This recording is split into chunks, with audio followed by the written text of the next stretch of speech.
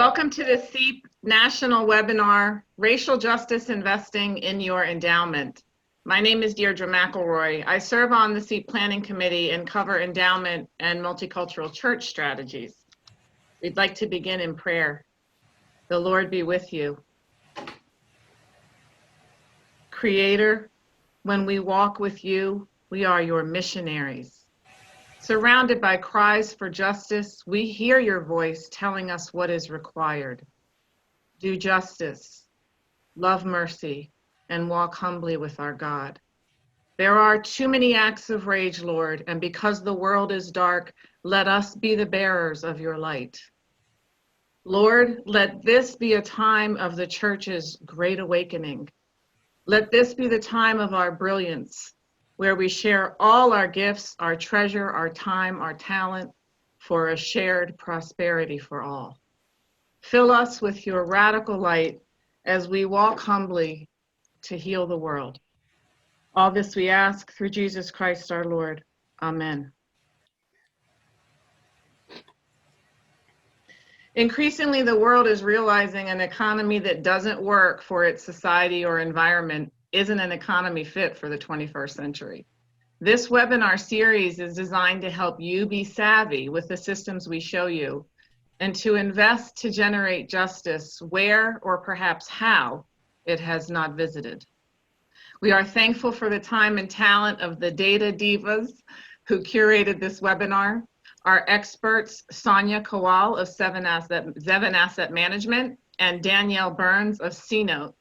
We also want to thank Joe Swimmer and Kimberly Grass of the SEEP Network. Some Zoom housekeeping. We have about 100 people signed up today. Our participants are muted. We do this to enhance the audio of our speakers and to facilitate their presentation.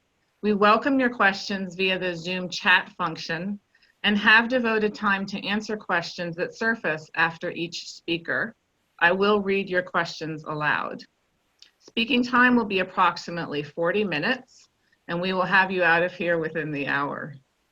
We are recording this Racial Justice Investing webinar and will post it on the SEEP Network's YouTube channel, where it will be available for replay. Resources you find there will include our speakers' content, as well as the fresh off the press, just published primer on racial justice investing in endowments by the Intentional Endowment Network.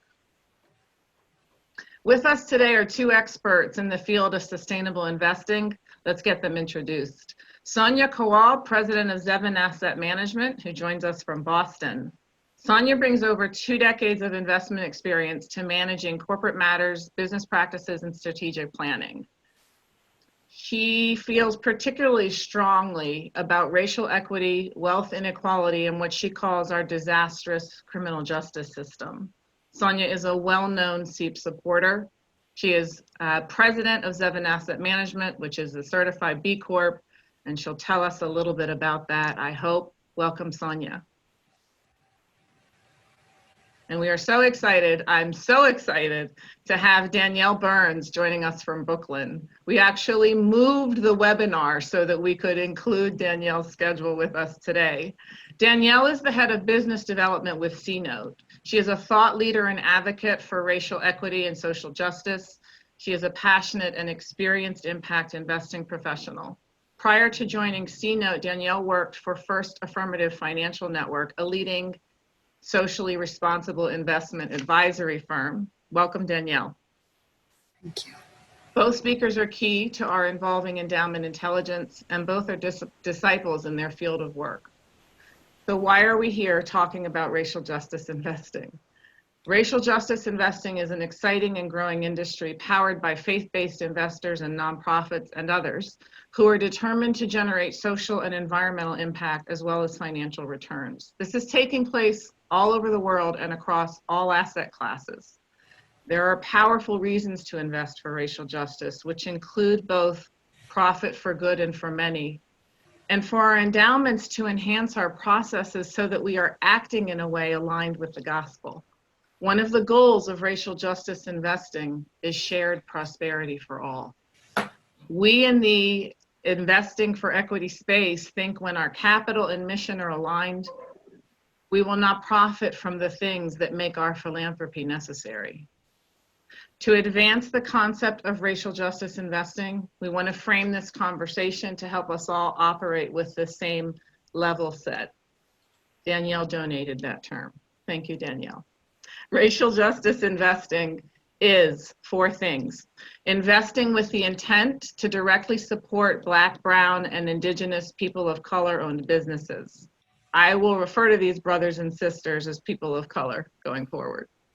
Investing in businesses that promote workplace equity for people of color, and investing in businesses with products and services that directly improve the lives of people of color, and investing in processes and strategies focused on equity and inclusion, including accountability and data metrics, and reporting on diversity, equity, and inclusion. One or more of these parts, or all of them, may be true for you and your endowment mission. So that's a broad cover and full of opportunities. We will cover opportunities on both the fixed income and the equity spectrum today. Both fixed income and equity strategies may be suitable considerations for your endowment corpus. We hope that this content inspires conversation among your endowment decision makers. We begin with Danielle of C-Note. C-Note is known for making it easy to invest in a more inclusive economy. Today, Danielle will lead us through prudent and just investing with C-Note. You have the word, Danielle. Thank you. Share my screen here.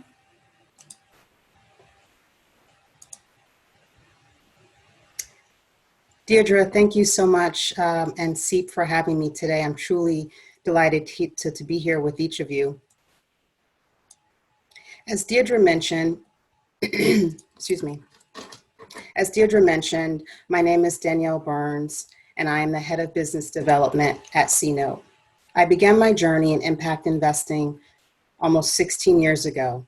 And through my work, I was focusing very broadly on SRI and ESG initiatives. However, I knew that I wanted to really shift my focus from a broad area of focus to really more focusing on and supporting and working with within the community investing space. I really wanted to focus my professional work on supporting communities like that of which I grew up in. And C-Note allows me the opportunity to do that.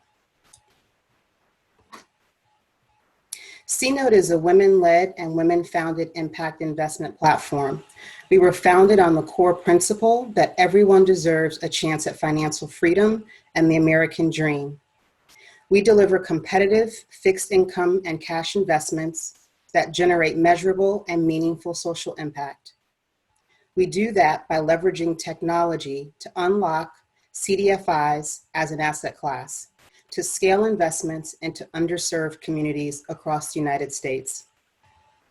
Today, C-Note investments have helped to create over 3,000 jobs, with over 60% of the funds supporting women and people of color-led businesses. Danielle, we're going to ask you to define what CDFIs are. You got it. It's on the way. CDFIs are community development financial institutions. There are currently over 1,000 of them in the United States. CDFIs are federally certified by the U.S. Treasury, and they promote economic revitalization in distressed communities throughout the United States. C-Note works exclusively with CDFIs for the shared goal of expanding economic opportunities to low and moderate income communities by providing CDFIs more access to capital so that they can do more lending for local and small businesses.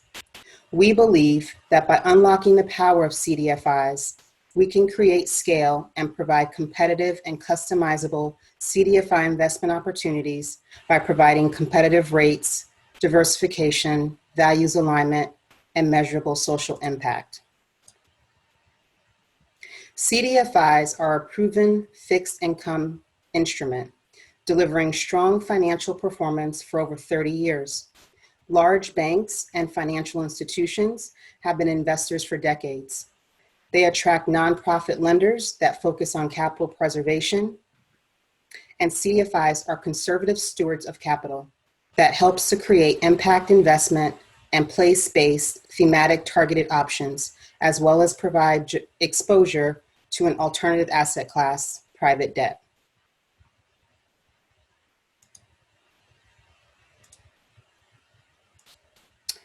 As I mentioned, as I referenced, there are currently over 30 CDFIs in our portfolio. We continue to grow that by doing ongoing due diligence. Each of our CDFI partners go through our rigorous three-part diligence process. This first step is really identifying industry data and benchmarking. This is where we do an assessment and in partnership with OFN, Opportunity Finance Network. We gather data from them to understand how they have been performing in the marketplace. Second, we move them to our proprietary risk scoring and evaluation model. This is C-Note's tailored risk assessment and forward-looking evaluation of the CDFIs. Lastly, if they pass step 2, we move them to step 3, which is our social finance committee. These are third-party assessments by our social finance committee members, which also include geo-specific and product-specific risks. We don't pretend or want to make any assumptions that we know how CDFIs are involved in their local communities. We want to understand how they are having a local impact. Pre-COVID, we would physically go out and do site visits, visit with these CDFI partners or partner prospects, really want to understand their philosophy, meet their teams, understanding how they're actively engaging in the communities.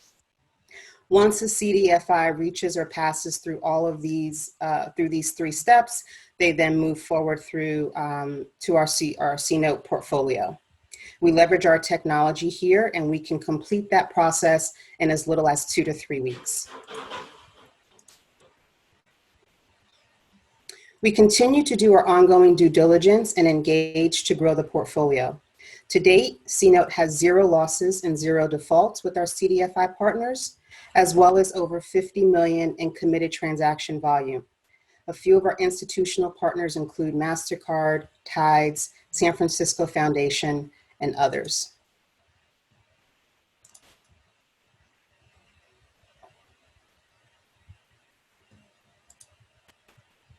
C-Note's value proposition is really one that highlights safety and security, competitive returns, 100% measurable social impact, scale, and diversification. We help foundations and institutions move into or increase their impact by delivering on those key areas. This is just a quick illustration to show that through our technology, we create values alignment by integrating impact, risk, liquidity, and returns. Next, I want to talk about C-Note's core product offerings. These products were created in partnership with our CDFI partners to directly meet the needs of the communities that they serve. The flagship fund is our fixed income note, investing in a diversified pool or diversified portfolio of high-performing CDFIs. The flagship fund promotes entrepreneurship, affordable housing, and education.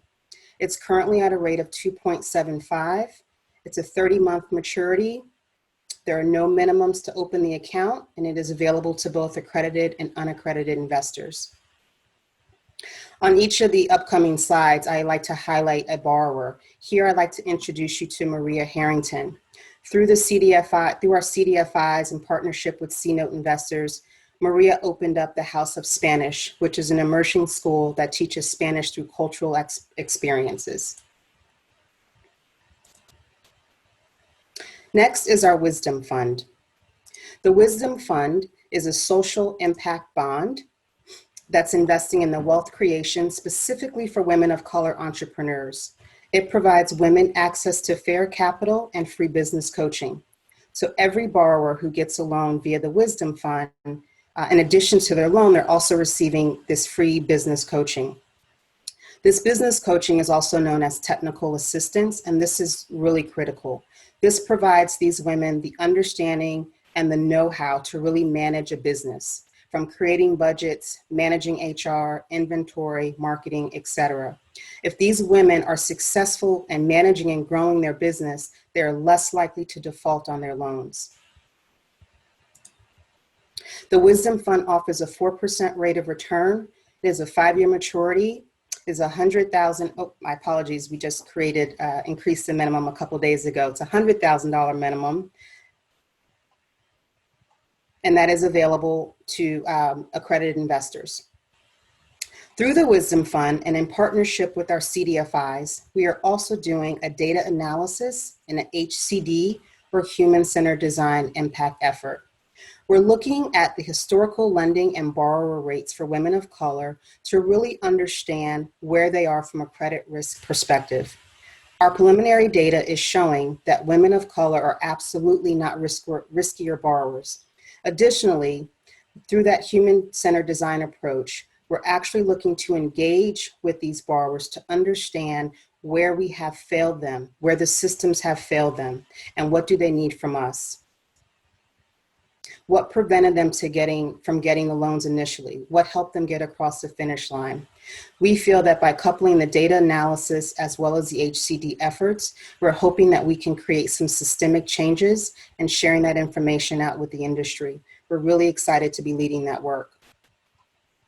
This borrower is Donica Jones, and she's got an amazing story and around how she started her day spa in New Orleans, and it was very much centered on her need to support her son's skincare issues, where she was told there were no solutions.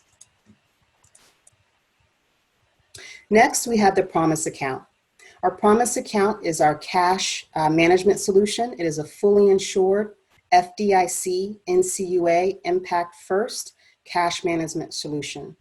It focuses 100% on low-income communities. It has a $250,000 minimum. There are no fees. It provides flexible liquidity. Here, I'd like to introduce you to Ingrid Murray, as where she started a commercial cleaning business in New York.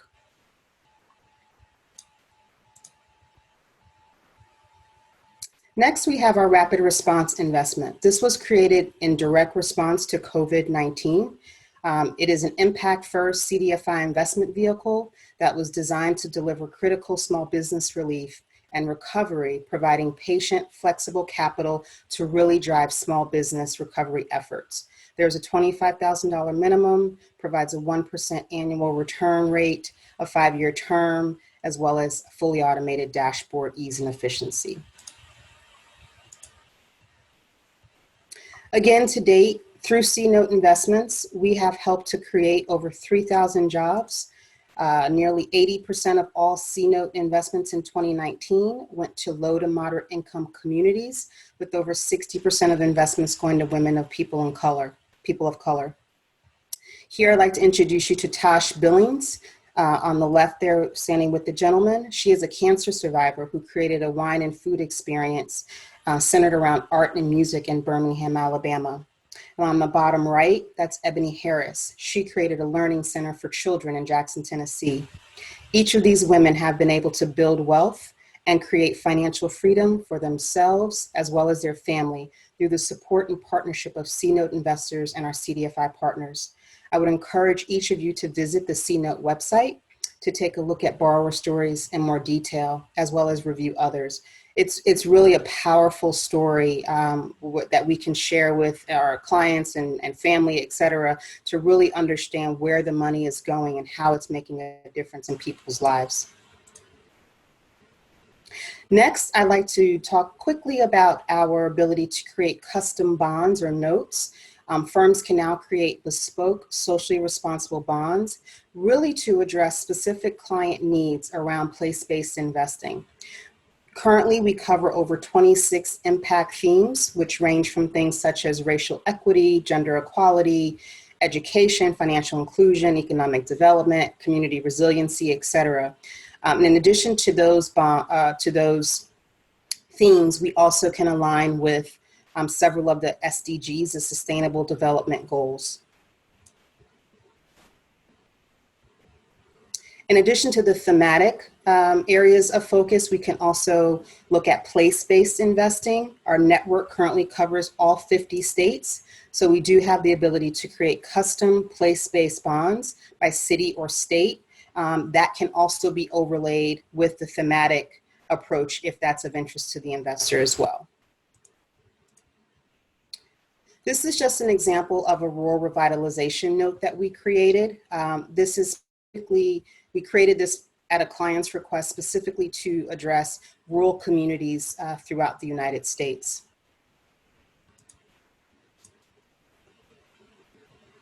This is another example of a custom note that we created for the Bay Area in California. This is an economic opportunity note that invested in financially underserved parts of Bay Area to help create jobs, housing, economic opportunity, ultimately focusing on East Palo Alto, as well as Richmond and other communities across the Bay Area. That is all that I have to share with you all this afternoon. Again, Deirdre and Seep, thank you so much for the opportunity. Appreciate it. I don't see any questions for you, Danielle. I think people are processing, but I want to thank you for detailing your work. I want to salute you all. We were very excited to hear Community Capital Management's announcement of working with C-Note. Absolutely. And did a webinar series that included them, and we talked about you a bit, especially the flagship fund. So if you have an example of any of the faith-based investors or endowments that are using the flagship fund, we'd love to hear about it. And just to remind everyone, that's the 2.75% no minimum, if I have that correct, with quarterly liquidity. Yeah, that is correct. Those were the terms. That's correct. The San Francisco Foundation, Deirdre, partnered with us for the flagship, and so each of our partners. What typically tends to happen is that unless they want to do super local, they want to really provide the capital where the CDFIs see the most need. And so they're they're leaving it to the CDFIs to determine, okay, here's best how the money can be used, unless there's very specific need within the community or within the organization. Thank you. We have several questions for you. I'm just going to go in the order that they appeared. One is, what is the minimum size for the customer note? Yes, the minimum for a custom note is $500,000. What does an accredited investor mean? Good question. They have to have at least $250,000, I believe, in liquid assets outside beyond their primary residence. How do you find local partners for your place-based investing? Great question. We leverage our network of current investors and current partners, ask them for introductions. Current CDFI partners, we ask them for introductions. And so we're really leveraging our network of folks who support our work and who are engaged in the type of work that we're looking to do. Thank you. Any additional comments, Danielle? Not at this time. I'm honored to be here and support. If there's anything that we can do here at C-Note to support you in your efforts and your journey on impact investing, we will be delighted to do so.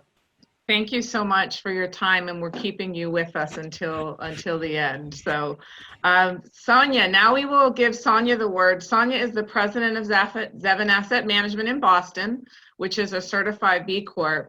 Sonia is going to be covering the largest area of impact investing available to our endowments, and that is public equity. Take it away, Sonia. Thank you, Deirdre. Danielle, would you mind stop sharing your screen so I can share mine? All right. Okay. So I'm going to do a dive into how investors can implement a race lens into their public equity investments. So for most endowments, the public equity part is the largest part of their investment portfolio, and one can absolutely integrate race and racial justice into this part. And so I'm going to talk about how we do that.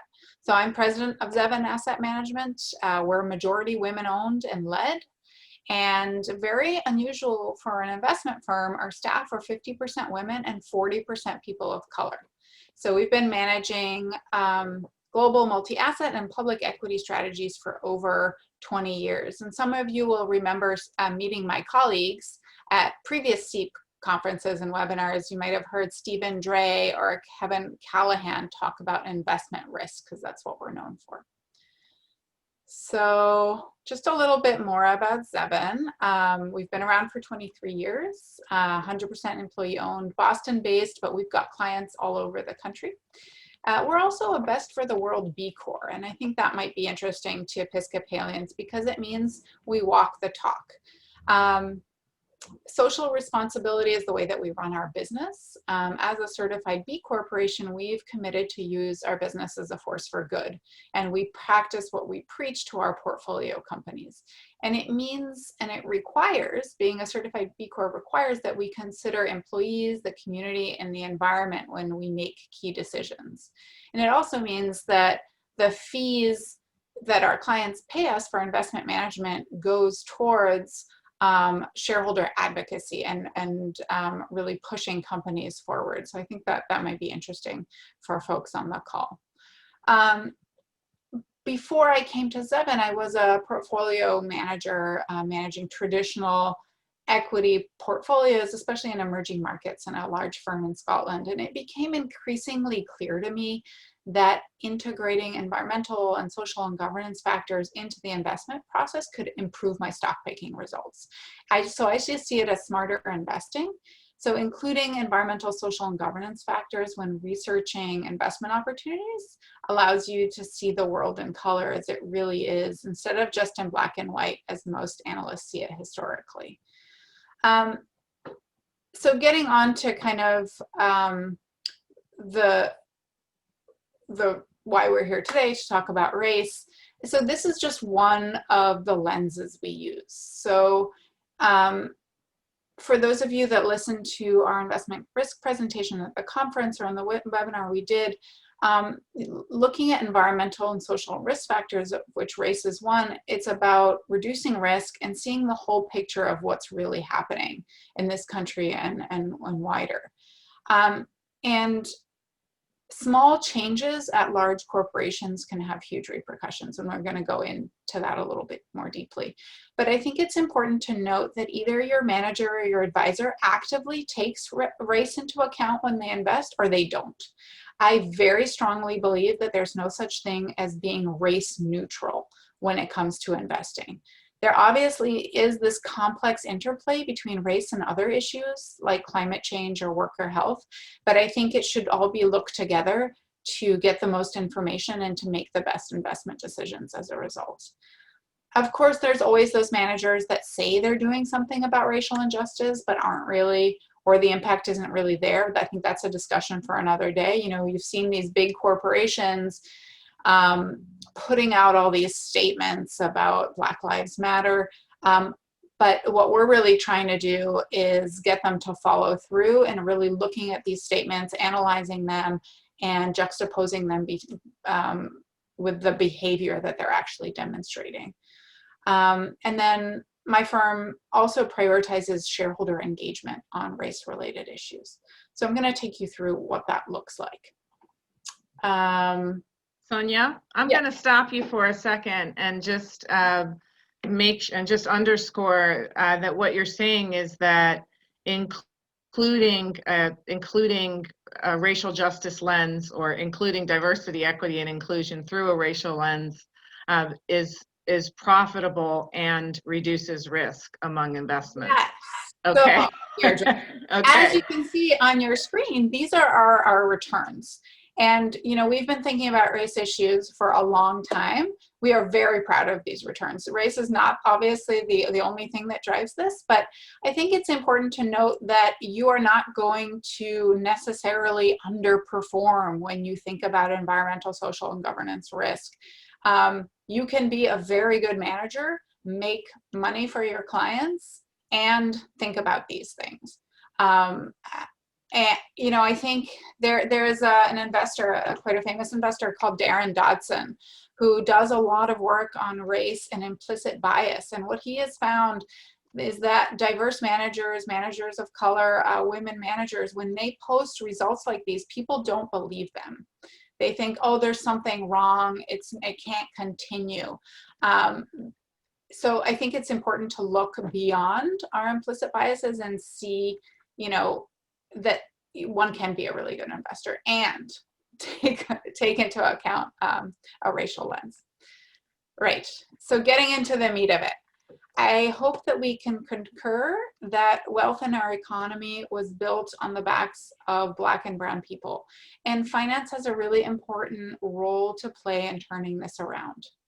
Another thing that we believe is that mass incarceration is racial injustice and that the private sector is a key player there, both in detention as well as labor.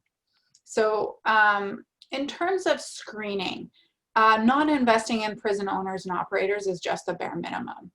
Avoiding companies that have a history of exploiting communities of color or predatory lenders, I'd put them in that bucket. I'd put in for-profit education companies that prey on communities of color. So these are all kinds of companies that you will not find in Zevin portfolios.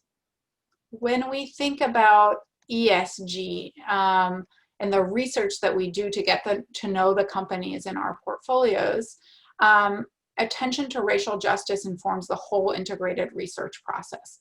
So we're giving credit where companies have positive practices on diversity and inclusion, where they make inclusive products, as well as economic empowerment. And we're flagging also priorities for improvement, which I'll go into a little bit later, like racial pay gaps. And we're also asking companies to address working conditions for low-wage and contract workers. And these workers are disproportionately Black and brown. And in the time of COVID, this has really come to the fore. If you treat your workers as disposable assets, they're going to act like it. And those companies that actually treat their workers as essential, we have seen are going to be better to weather this situation better. Sonia, we're very excited that you're going to be including some of your engagement examples, corporate engagement examples regarding advocacy, in particular with Apple and TJX.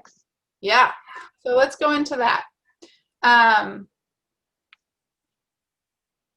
Well, before we go into that, actually, sorry, I wanted to talk a little bit about proxy voting, because this is something that you can do, any endowment can do with their current managers. They can ask their managers how their proxies are being voted on issues of race. So, for example, at Zevin, we vote against board directors at companies that lack racial diversity. This is easy to do, and you can ask your managers how they have voted for or against boards that do not include people of color and women. And have they supported proposals, shareholder proposals, from firms like Zevin that ask the companies to improve workforce diversity. These are simple, free things that every endowment can do and ask their managers how they have voted on race issues. If they look at you like you're a little crazy, you may want to go elsewhere if this is important to you. So we can go into some specific examples.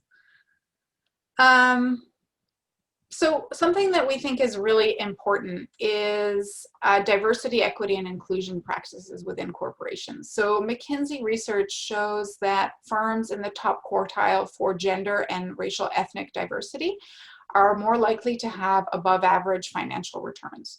And the story goes that tech companies rely on their ability to hire and find talented individuals, whatever they look like.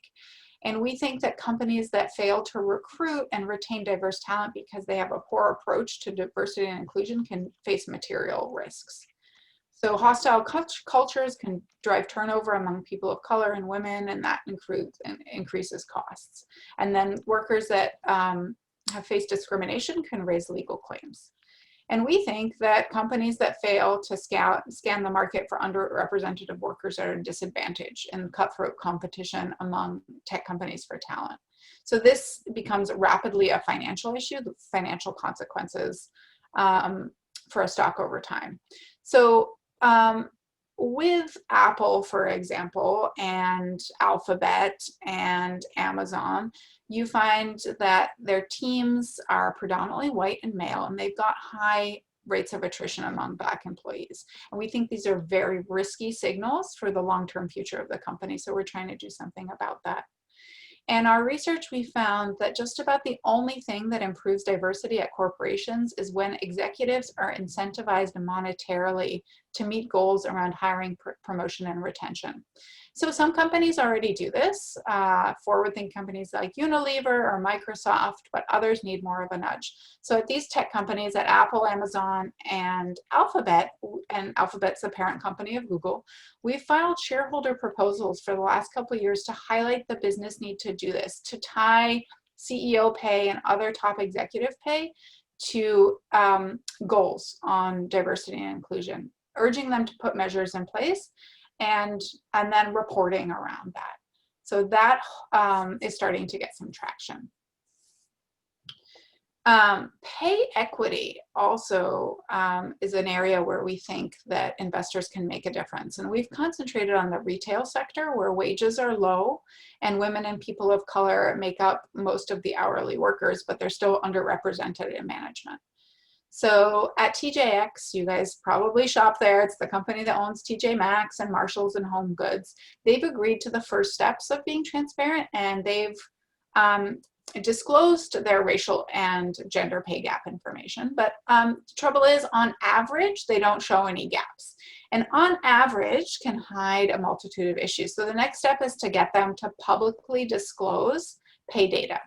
So in a matrix by gender, race, and job level. This information already exists. They report it to the government. We want them to report that now to shareholders.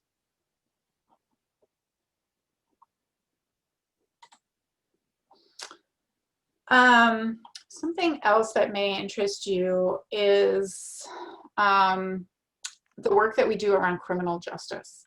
So encouraging companies to rethink their use of criminal background checks so as not to exclude returning citizens from employment.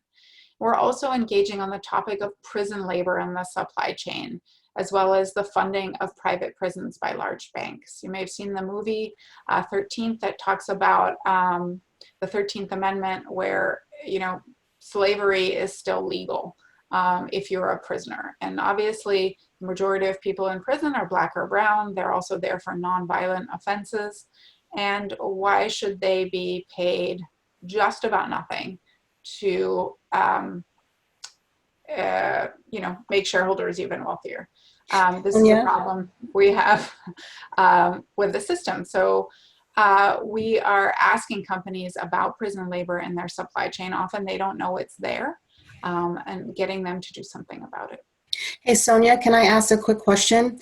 How would you really guide or direct an investor to understand who within their portfolio might be contributing to incarceration in this capacity, and they don't know it? So in terms of prison labor or prison labor? Yeah, in terms of prison labor. So prison labor is really, really tricky. The American Friends Service Committee, they have tried to get this information through FOIA requests, and they have not been very successful because they were trying to get, they have a fantastic website, by the way, called Investigate. It's a free website that you can go on to look to see if the companies that you own in your portfolio are involved in the incarceration or detention issue. You can, you know, put in your spreadsheet, or you can look company by company. Anyway, they were not able to get definitive information. So what investors have been doing is going company by company, asking them if they have exposure. And often the companies themselves don't know because the supply chain runs deep. You know, there have been stories of Victoria's Secret using prison labor. They probably don't anymore, but that's a famous example, especially through Orange is the New Black. That was the, you know, the there. Microsoft used to, 3M used to, Starbucks used to. So, you know, it's a pretty broad use of prisoners for the enrichment of shareholders. And we Yeah. just think that that's a very ethical thing to do. Thank you. Yeah. So American Friends Service Committee investigate website. Top tip. People have been talking a lot about police departments. And so we're asking retailers about how they collaborate with police departments in the loss prevention context, so shoplifting. And, we obviously know that racial profiling is a widespread problem in retail. And minor shoplifting offenses can be the beginning of years of grinding encounters with the biased juvenile and criminal justice system. So it's been called the fitting room to prison pipeline. And so we've been urging TJX to review its relationships with law enforcement agencies in light of the growing realization that introducing police can make many situations more disproportionate and biased. And, we don't want retailers to increase their risks either by thoughtlessly beefing up their own private security operations, which can increase the same social risks. But this is a very complex conversation. And we're really interested to take it further with retailers and learn ourselves in the process. Sonia, at some point in your comments, will you define for our people what public equity means and is? Public equities are stocks. So these are securities that are freely traded on stock exchanges like the New York Stock Exchange or the NASDAQ. So these are stocks that ordinary people can buy and sell on an exchange. Most companies that have shares that you've heard of are publicly traded public equities. Thank you. We have a compound question to both of you. I'm going to read it aloud now, if that's okay with both of you. Would you please discuss the impact of environmental social governance, or ESG, people of color lens investing on the laws and regulations of the fiduciary? Does investing in ESG with people of color lens change the leader's role from a fiduciary to one of a directed advisor? I don't think so. I mean, I don't see why it would. Using an ESG lens, I think, is a necessity for being a good fiduciary, for really looking very cohesively at the investment opportunities that are out there. And there are various legal scholars that agree with that. And I think we can say that depending on the outcome of the election, the Department of Labor may have more to say on that matter. I hope so. Danielle, do you have any comments about that? No, I agree with Sonia. We tend to see that when clients engage with their financial advisor from an ESG impact lens, they know a bit, they go deeper, right? They really understand the client's needs, their long-term objectives they know why what keeps them up at night. They know what kind of legacies they're trying to leave to their children's children or philanthropic, what have you. And so I think having the ESG lens just creates a greater level of fiduciary. So absolutely don't see any downside to it. Thank you. I would just add, so that some advisors don't feel comfortable talking about this. This is not an area of their expertise. And what we have seen in the past, less so recently, is those advisors, because they don't feel comfortable, because they don't feel like they have expertise, they'll often put down this type of investing. But you've seen more and more investors leaning towards this type of investing, very large institutional pension funds, for example, because they see it as a really great way to reduce risk in their portfolio. Mm-hmm. So the membership organization for sustainable investors in the US, called USIF, they do a survey every 2 years, and by their most recent report, I think, is it a quarter of all investors? So 1 in 4. 1 out of every 4. Yep. 1 out of 4. 1 out of every $4. Yep. Yep. So that new report is scheduled. That's not true. That new report is scheduled to come out this November. Great.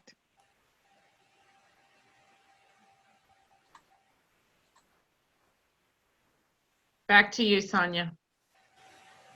So the final thing I wanted to just show you is just some resources. We've done some writing on different ways that investors can help confront racial justice, but I'd like to point your attention to the first link. It's a solidarity statement, and I'd encourage investors on this call to read this powerful statement. It's been put together by a group of investors, endowments, foundations, and professional money management firms,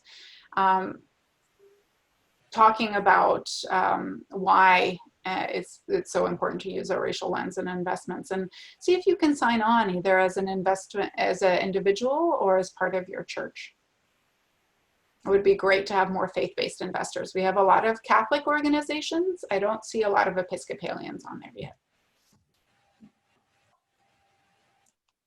The challenge has been laid down.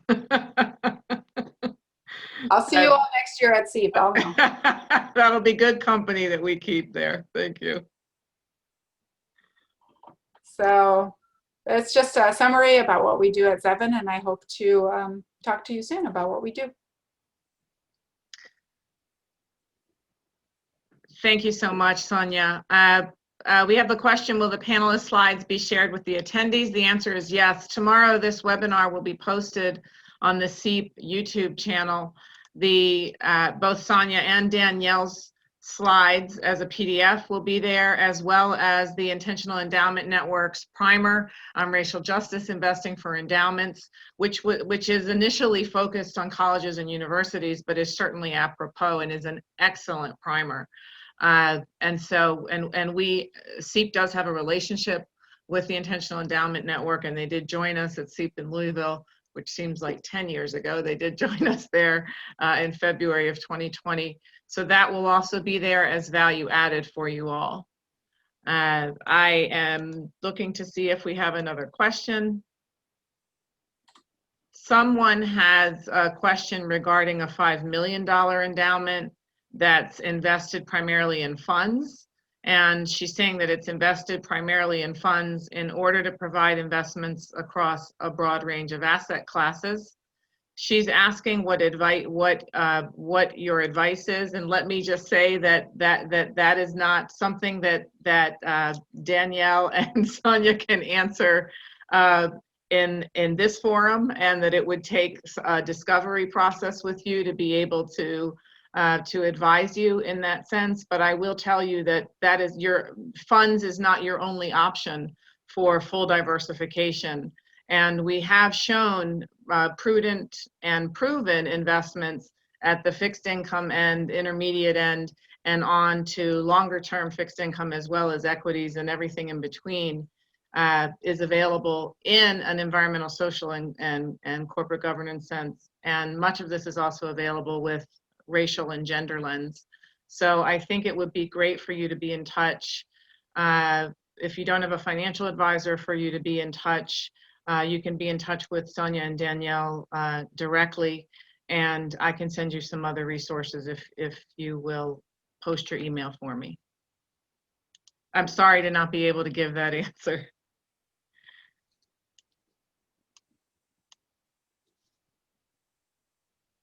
Okay, so Joe Swimmer has posted the link to our survey, the Survey Monkey. Please jump on the vine and answer our Survey Monkey, because we curate these webinars and this content for you. We are intentionally trying to bring you a rich span of intelligence, of practical advice as well for you as your mission evolves, as your people evolve. Within your endowment management. I want to thank everybody. We are at 3:50, and I don't see any questions or comments to share. So we'll call it to a close. And I thank you all. Please share or create a watch party or forward the YouTube replay of this webinar. We want to make sure we're informing, inspiring, and equipping people with what to do with racial justice investing and why it's good. Thank you again.